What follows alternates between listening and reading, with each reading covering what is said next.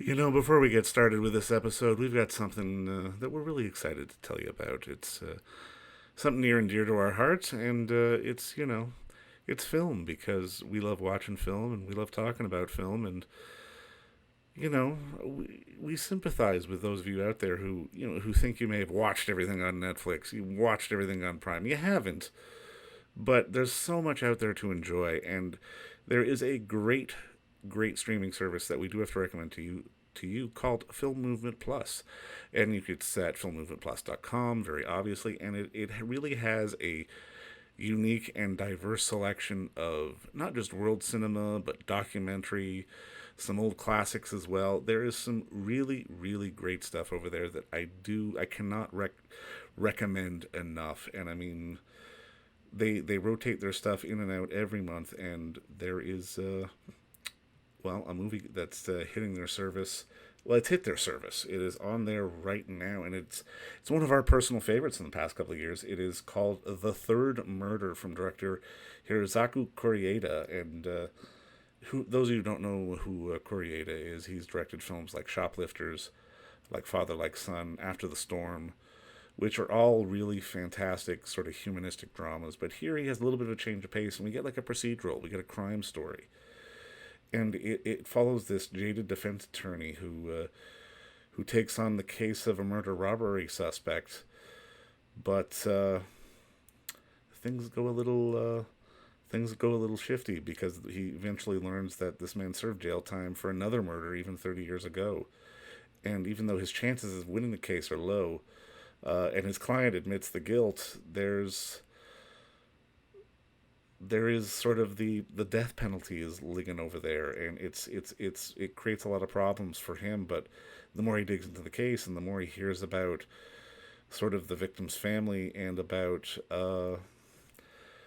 the guy who did the robbery, things are not necessarily what they seem, and he begins to doubt if the man he's trying to defend for murder is even a murderer after all, and it's a fantastic piece of cinema. I don't think I was doing it enough credit right there, but Koreeda is one of the absolute best filmmakers coming out of Japan these days. And if you want to do yourself a favor and catch up on some fantastic modern Japanese cinema, I cannot recommend that film enough. And it is because it is one of the best ones that's basically out there today. I mean, he really is a master of the modern moving image, and well, we can't talk about him enough. He's just one of those fantastic filmmakers. And there's another fantastic filmmaker with who's having a film jump on the service, and it's director John Scheinfeld, who we recently talked to actually about his Sergio Mendes film, but his film, Who is Harry Nielsen and Why is Everybody Talking About Him, is hitting Film Movement Plus on Harry Nielsen's birthday on June 15th. And it's, again, if you're a fan of the Rock Doc, this is definitely going to be one for you that I do recommend you check out. But there are these films, and there is so very much more that, I could babble on for quite some time. And, well, you've heard me babble on, but like I said, there's great music docs, there's great foreign film. There's some classic stuff too. It really is for the cinema lover, probably the premier streaming service out there that you may not necessarily know about. I like to think of it as maybe the best kept secret, but I'm hoping that it's not going to be a secret much longer, because it is a truly fantastic service which we cannot recommend enough. And because you're such loyal listeners of In the Seats With, and we know that you love film because you're listening to us right now.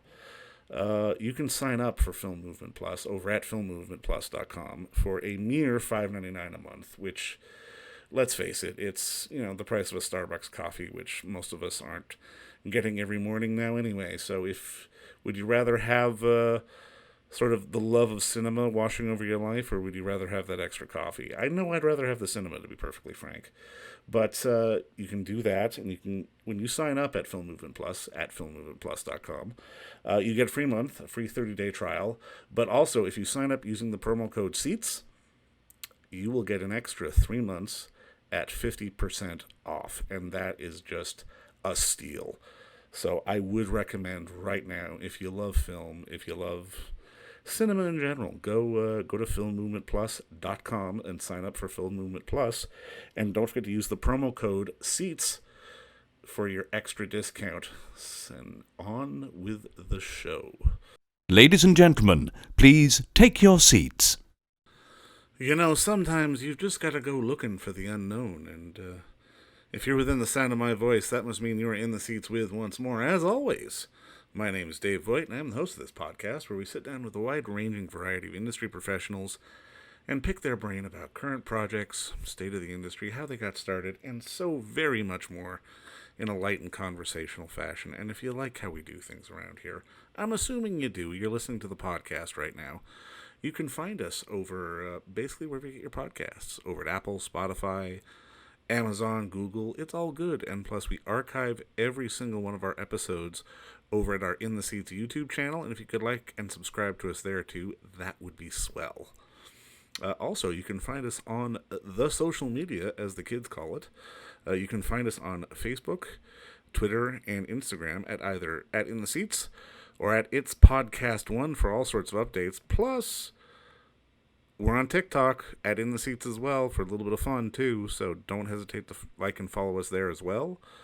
And also, well, finally, but I do dare say most importantly, please pay us a visit over at In the Seats, intheseats.ca, for all the latest and greatest from the world of television, film, reviews, columns, lists, film festival talk, video on demand talk, streaming talk. We love it all.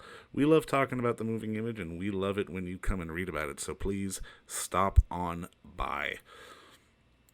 We got this is an interesting one. This is a fun one, because we got to have fun with this once in a while, don't we, kids? But we are talking on this episode with director Seth Breedlove about his new film, On the Trail of Bigfoot, The Journey, which is on VOD Platforms right now. I believe it's places like iTunes, Amazon Prime, if you're in the States, Vudu, Fandango as well will do that. But it's a fun little story because it follows Breedlove and his hand-picked crew of adventurers and investigators, as it were, and they head to the Adirondacks in upstate New York for basically a week of searching for Sasquatch, and they document the trip, and they see sort of the mythology around it, and just they look into the history, and they see just sort of the realities of the situation, where you may or may not believe it, but there's a reason there are myths and stories that come out of these great unexplored forests and areas, because hey, who knows, right? And I think that's the whole point of the movie, and it's really an interesting and pretty fun ride too that he takes us on, and we talked with Seth about that, and just sort of the the lore of Bigfoot and sort of the economies therein.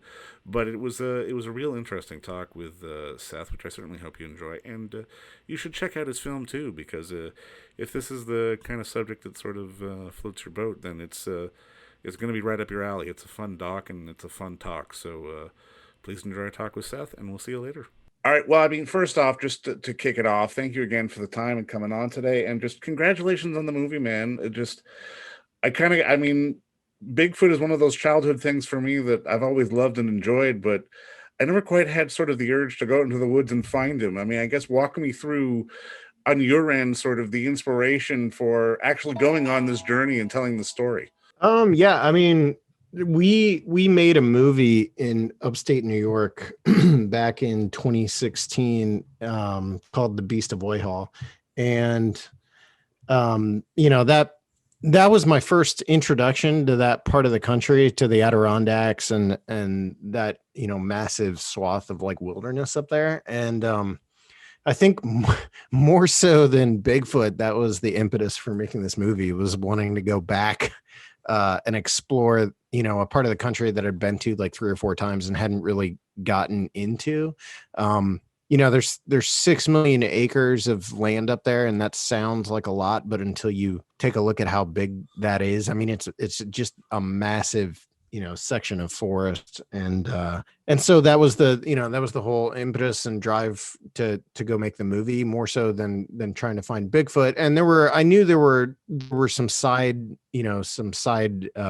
I guess, rabbit trails that we wanted to go down while making that movie. Like the Whitehall story we had already covered, but the Kinderhook creature, and really talking to some of the investigators and spending some time out in the woods at night in that part of the country was exciting for us. And then I mean, at its heart, it's a movie about the compelling, using Bigfoot as a compelling force to drive people out into the woods and to get closer to nature at a time when we really need to, when we're in the midst of this pandemic and stuff. So that was a very convoluted answer to your question, and I probably didn't answer it. No, but you did, though, because I mean, I think you're right, because it kind of speaks to that need that we all have of wanting to sort of re-embrace the outdoors, especially when it's the kind of thing that, like you say, during a pandemic, we take for granted and kind of gets taken away from us in many perspectives. I mean, I've got to imagine sort of when you're going on a shoot like this, like there's got to be a bit of a freeing element to it. Because I mean, as much as you've got to do a lot of research and sort of at least have sort of a sense of the story that you want to tell, I can imagine the temptation to just run and shoot is a little overwhelming at the same time.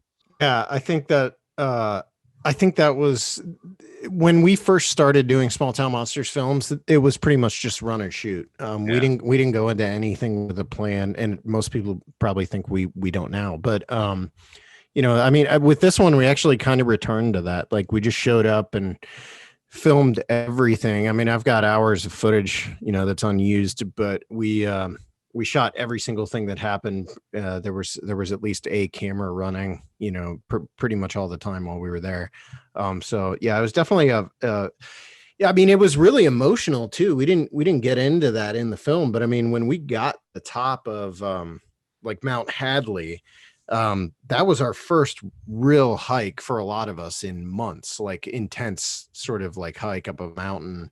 And I mean, it was more than me that was emotional that day. And even Michael Ann, who made that trek with us, was hiking with 3 gallstones and a hernia. So, Oh, wow. he was emotional for different reasons, but it was definitely a return. Like, I think for a lot of us, that was our return to nature. So, I mean, was this something you had been planning sort of pre-pandemic, and then it hit, and then you just kept on going, or was this born out of sort of the global situation that we're all finding ourselves in now? Yeah, I think we had talked about making this movie, but I think it was kind of on the back burner. We were actually supposed to make a movie called On the Trail of Bigfoot: The Origin, which I'm sure we'll get to at some point, where we were chartering a boat and we were going to go up the BC coast, and we were going to camp at night in different on different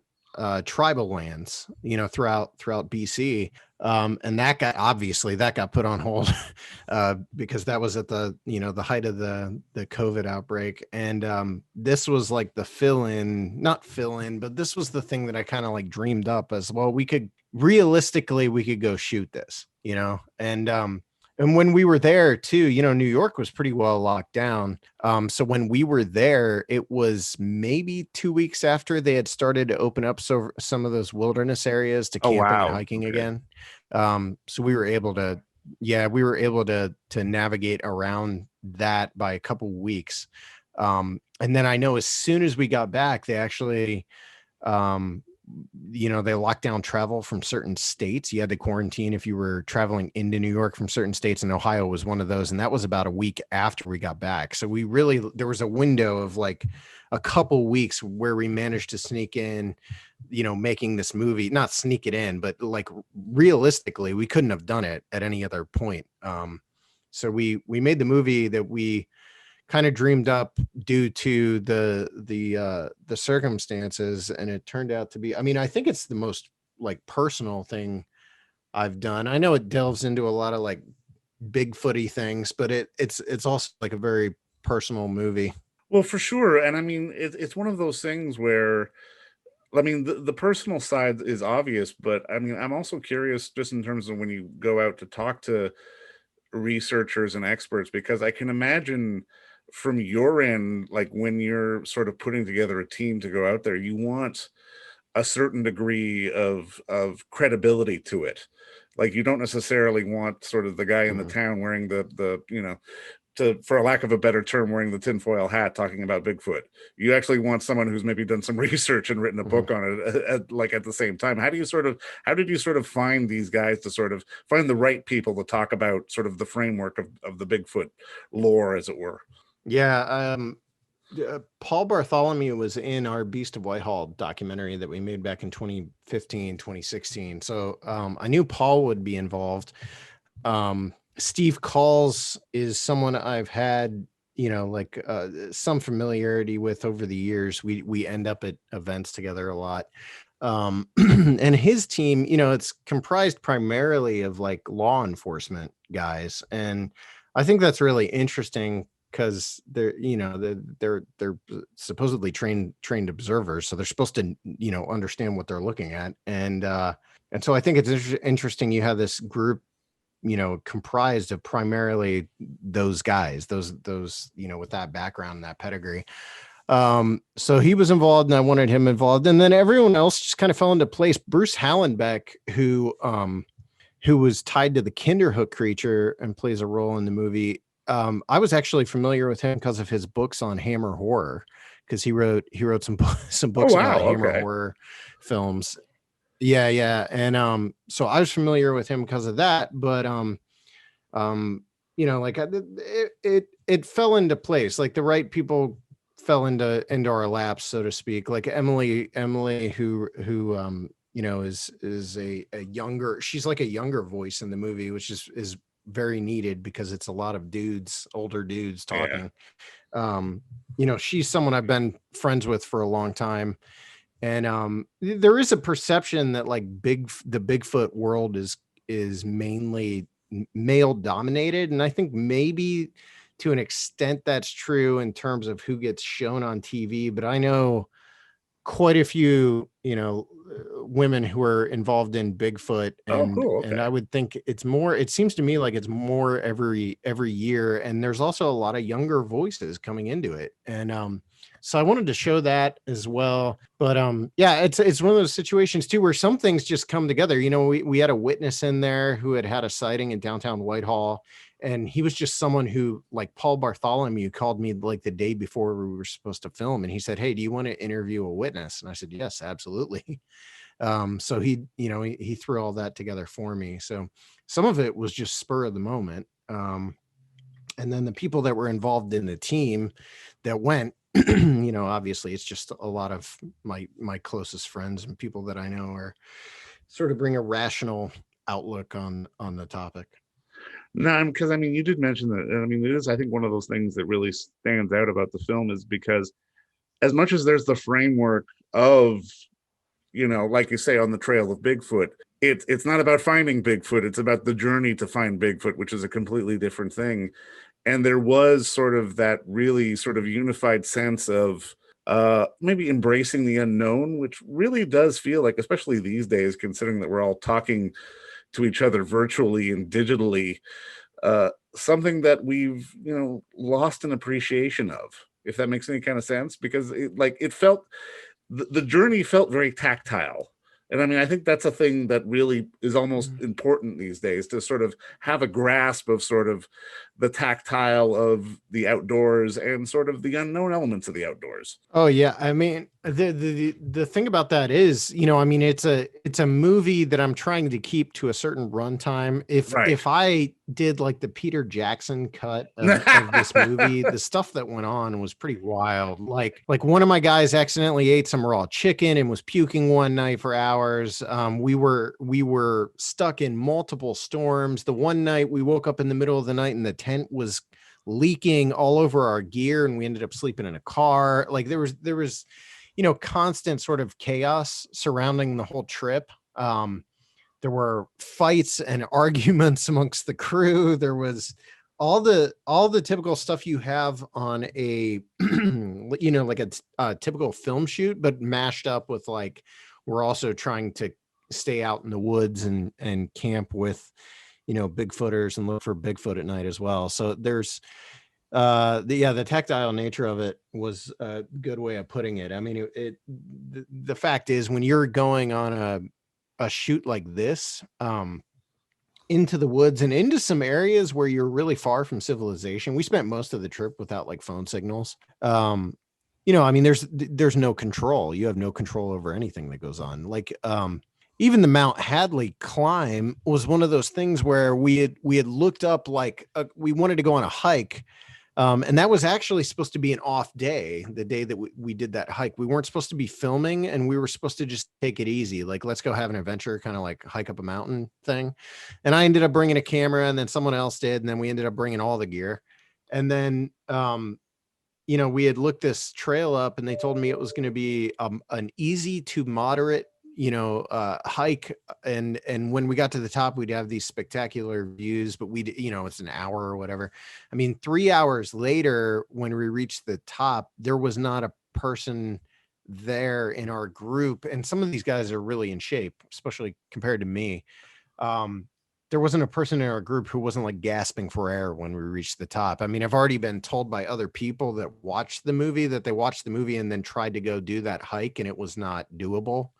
So it's not like we were scaling sheer cliff faces or anything, but I think coming off of months of sitting in your house, something like that'll really test your will to finish, to achieve a goal, and to reach the top that day was pretty astonishing. But even that, was definitely an example of how unpredictable a shoot like this can be.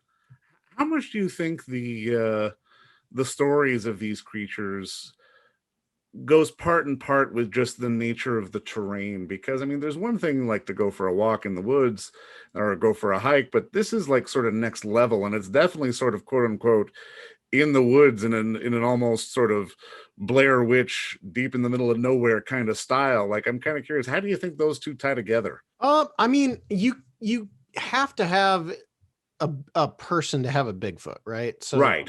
like someone has to be out there to have a sighting, and the stories of these things do seem to run hand in hand with like the most rugged, unfriendly places on Earth. And so that definitely holds true for the Adirondacks, because it's, 6 million acres of wilderness. And in terms of, locations on the East Coast where they really embrace the Bigfoot, well, actually using the word embrace is wrong, but where there is this, cultural impact of Bigfoot, I guess you would say, it's going to be the Adirondacks, and it's going to be like the White Mountains and the Green Mountains, and those kind of like really rugged rural places. But it is strange to me that particular area, that part of upstate New York, while you would think they would really sort of like go all out Pacific Northwest, embrace their local, but they don't do that there. There's really like they keep it at a distance in that part of the country, and people don't want to talk about it.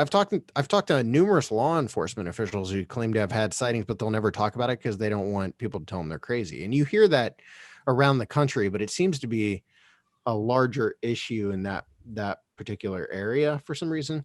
But yeah, I don't know what it is about the Adirondacks that draws those stories out, but they've been happening there. There've been sightings there. There've been, it's been a part of their culture going all the way back to, the 1800s and 1700s, and pretty much since we were wandering around this part of the globe. And the fact that they don't lean into sort of the cottage industry side of it almost gives it that much more credence. If that's it, like, it almost feels that it makes it more legitimate in many ways. The fact that they're not maybe touristing it up a little bit in terms of the stories, but I'm kind of curious, like, sort of when you're in the middle of all this, like, is there anything that sort of surprises you when you're sort of on this journey, not just from a personal standpoint, but especially when it comes down to sort of the stories that you hear about Bigfoot? I think what surprises me still, despite the fact that I've interviewed probably 200 people in the 6 years that we've been doing this, um, it's probably more than 200. I think the thing that still surprises me is how many interviews we conduct with people, and the person you're interviewing seems completely rational, realistic, grounded, like a normal person. Right. Because you there's no denying, I don't consider myself, I don't fashion myself a Bigfoot believer. I'm fairly certain at this point that they're out there, but I've never seen one, so I have as many questions as the next dyed in the wool skeptic. Right. But like the number of people we have talked to who are just totally believable, and not only believable, but really want nothing to do with the subject. Like that's always to me, probably the most believable witnesses are the ones who don't want anything to do with Bigfoot as a community or a topic, who have had no interest in it whatsoever, but experienced something they can't explain, and now they're looking for answers. I kind of got that impression from the anonymous witness we interviewed in Whitehall, who saw across the road. Like, that guy didn't want anything to do with Bigfoot. He had a sighting. He didn't know what it was. His wife referred him to Paul Bartholomew because he was local, and now he's trying to figure out what he saw that night. So and like I said, a few years ago when we made Whitehall, I had to make some phone calls to, there was a police officer who was very tied into the Whitehall case, to the Beast of Whitehall. And his son, is basically a prison warden, there in New York now. And I had called his son and spoken to him, and his son had told me he had seen Bigfoot, and multiple people that he was aware of on the force had seen Bigfoot. And he told me he would never speak about it publicly because of the ridicule factor. But the fact that so many people he knew, have had sightings leads me to believe that there almost has to be something to it. Like, there has to be something going on in that part of the country, at least. And again, like, one of the goals in the movie is to show how expansive the wild acreage in the Adirondacks truly is. And I don't even know if we managed to hint at it. I mean, we hinted at it. That might be all we did. The helicopter flight does a decent job of showing, this place is massive. But when we were flying in the helicopter, the thing that really stood out to me was we would crest these mountains, and at the top of the mountain would be this lake, like a massive lake, and there's no one there. There's never been anyone there. Some of these places are not, there's no trails, there's no paths. Some of them people don't go to and have never been. And that to me is really eye-opening. Like, we just got back from a trek out to the Olympic Peninsula, which is the Olympic Peninsula is maybe about a million acres. Maybe it's under a million acres when you consider just the national park, the Olympic National Park, and compare that to the Adirondacks on the East Coast. It's 6 million acres. And the Olympic National Forest is one of the most rugged forests in America. Just the sheer size of the Adirondacks should cause any skeptic to wonder if maybe something couldn't stay hidden. And maybe that's why we have so many sightings in that part of the country. Is that because, I mean, I think that's the magic of these kind of stories, and especially with your film, it feels like one of those stories that, when your logical brain kicks in, it's like, oh yeah, well, this, that, and then, oh, but, and it's just kind of out of reach. And I'm kind of curious, what got you into filmmaking? Is it just those stories that are like just that one little inch out of reach? No, I think filmmaking has been a part of my life since I was a kid. I wanted to go to filmmaking long before I was even into Bigfoot. I didn't get into like Bigfoot or the paranormal until a lot later in life. Maybe in my mid-20s is when I got into this kind of stuff.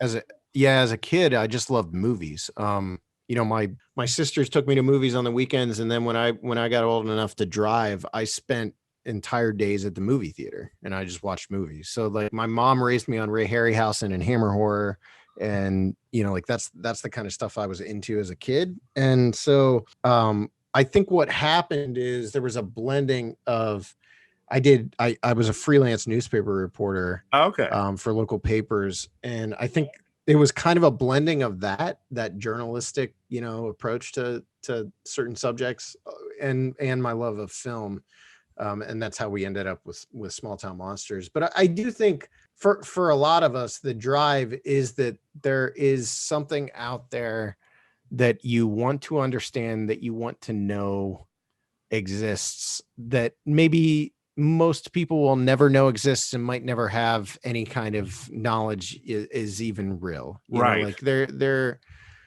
idea that there is an undocumented species of animal living in America that's like 7 to 10 feet tall and weighs 300 to 500 pounds is absurd on the surface. It Yeah. absolutely 100% is absurd.